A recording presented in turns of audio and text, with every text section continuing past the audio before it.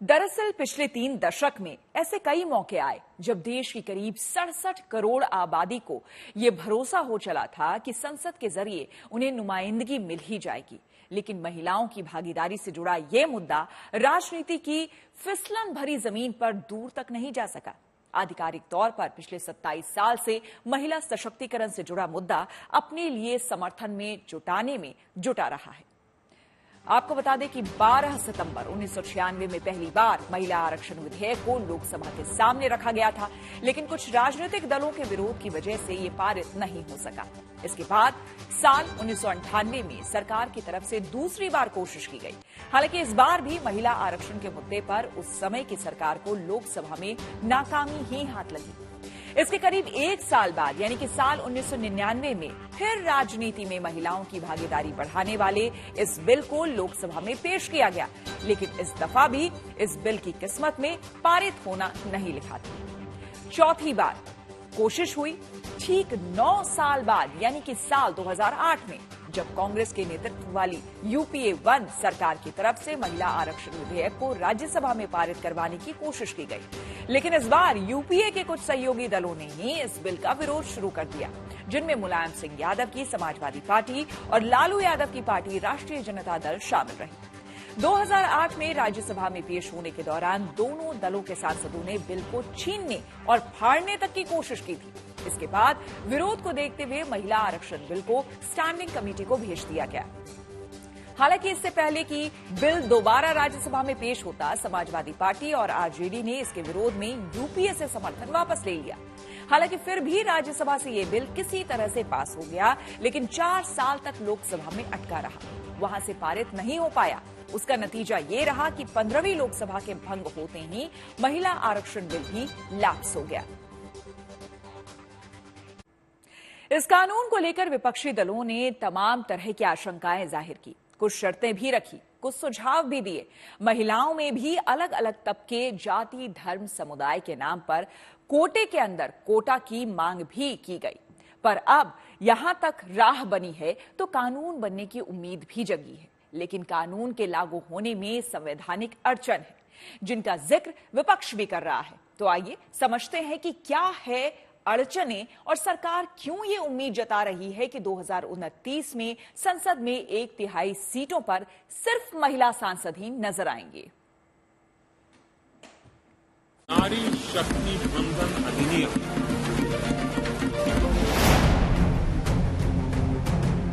बेटियों में जो सामर्थ्य है, उस सामर्थ्य को अब अवसर मिले। किसी ने पूछा कब लागू होगा? वर्ष और इंतजार करने के लिए कहा जा रहा है। कितने वर्ष? 2 वर्ष, 4 वर्ष, 6 वर्ष, 8 वर्ष? क्या भारत की स्त्रियों के साथ बर्ताव उचित है? किसी ने कहा बिल को आज ही लागू कर दीजिए। आज पास कीजिए, ये जो आपके लागू कीजिए, और ये जो डिलिमिटेशन है जो आपने बोला है, और ये जो सेंसस है, इसकी कोई जरूरत नहीं है। 33% आप महिलाओं को सीधा दे दो। किसी ने सवाल उठाया कि बिल को आखिर पोस्ट डेटेड चेक बनाकर क्यों रखा है? Post dated check drawn from a crashing bank. That's what I felt when I saw this. Thank you. This is a post dated check given by them. तो किसी ने मंशा पर सवाल उठाते हुए इसे चुनावी स्टंट तक कह डाला। सरकार ने जो बिल लाया है और जो इनकी मंशा है, वो मंशा इनको महिलाओं को सांसद में या विधानसभाओं में आरक्षण देना नहीं है। आज आप बात करिएगा नारी शक्ति बंधन का, 2024 के बाद कहिएगा अरे ये तो जुमला होता है, ऐसे ही चलता है चुनाव। यही आपका चरित्र है और यही आपकी मंशा है। किसी को तो यहाँ तक लगता है कि बिल आया भी तो वास्तव में आरक्षण मिलने से अभी 1.5 दशक लग जाएगा। कुछ प्रावधान इसमें इस प्रकार से बनाए गए हैं जिसके तहत अगले काफी वर्षों तक, अर्थात लगभग 15-16 वर्षों तक यानी कि कई चुनाव तक देश की महिलाओं को ये आरक्षण प्राप्त नहीं हो पाएगा। दरअसल लोकसभा में महिला आरक्षण बिल पास होने के साथ शुरू हुए जश्न के बीच ऐसे कई सवाल उठ रहे हैं। इनमें सबसे बड़ा सवाल है कि क्या महिला आरक्षण आगे 5 राज्यों के विधानसभा चुनाव और 2024 के लोकसभा चुनाव में लागू हो पाएगा। दरअसल विधेयक में साफ तौर पर लिखा है कि महिलाओं के लिए 1/3 रिजर्वेशन डिलिमिटेशन यानी परिसीमन के बाद ही लागू हो पाएगा। विधेयक के कानून बनने के बाद जो पहली जनगणना होगी उसके आधार पर परिसीमन होगा। एक्सपर्ट्स के मुताबिक 2026 से पहले परिसीमन लगभग असंभव है, क्योंकि 2021 में होने वाली जनगणना कोविड-19 की वजह से अभी तक नहीं हो सकी है। यानी 2026 में जब परिसीमन होगा उसके बाद ही सारी प्रक्रिया का पालन हो सकेगा और महिलाओं के लिए सीटें तय हो पाएंगी। इसी कारण कांग्रेस, आम आदमी पार्टी समेत कई दलों के नेता ये पूछ रहे हैं कि क्या सिर्फ अभी 2024 का चुनाव पास देखकर सरकार ने महिला आरक्षण बिल पेश किया है, जबकि वास्तव में उसका फायदा अभी नहीं बल्कि आगे चलकर होगा।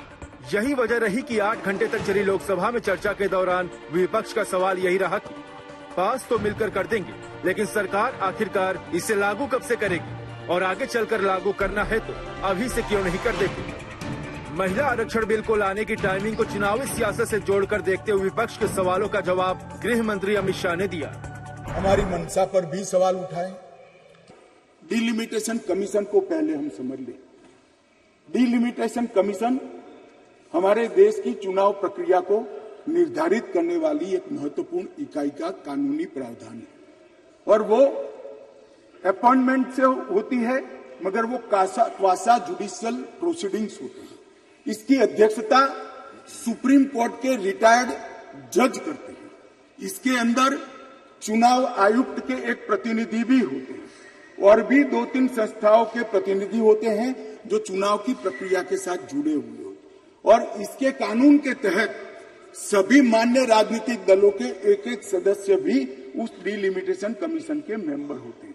अब 1/3 मान्यवर 1/3 सीटों का रिजर्वेशन करना है तो वो सीटों कौन तय करेगा? ये जो कह रहे हैं क्यों नहीं कर देते, कौन करे? हम करें और फिर वायनाड रिजर्व हो गया है तो आप क्या करोगे? हमको कहोगे कि भाई पॉलिटिकल कर दिया। इसी दौरान अमित शाह ने यह भी साफ कर दिया कि भले महिलाओं को इस बिल का पूरा लाभ आगे चलकर मिले, लेकिन मंजिल तक पहुंचने के लिए सफर तो शुरू किया जा सकता है। समर्थन नहीं करोगे तो क्या जल्दी आरक्षण आ जाएगा? तो भी 29 के बाद आएगा। समर्थन कर दो, गारंटी हो गई। फिर जो सरकार आएगी उसमें जो बदलाव करेगी वो भी होगा। एक बार श्री गणेश तो करो, गणेश चतुर्थी के दिन ये संविधान संशोधन विधेयक आया। एक बार शुरुआत करनी चाहिए। मोदी जी के नेतृत्व में जो कहा जाता है वो किया जाता है। मान्यवर, इससे कोई देरी नहीं होनी है।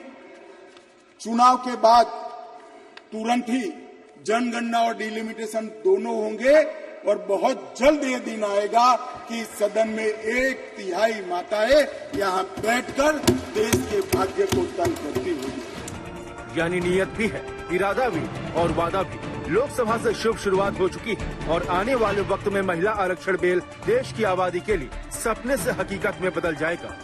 Bureau report, good news today.